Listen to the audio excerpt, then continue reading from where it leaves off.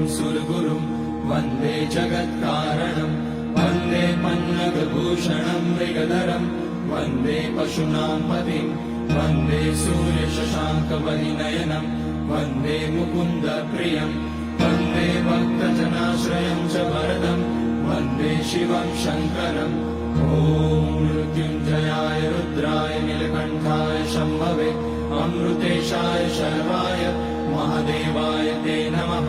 नमस्तेऽस्तु भगवन् विश्वेश्वराय महादेवाय त्र्यम्बकाय त्रिपुरान्तकाय त्रिकाग्निकालाय कालाग्निरुद्राय नीलकण्ठाय मृत्युञ्जयाय सर्वेश्वराय सदाशिवाय श्रीमान् महादेवाय नमः।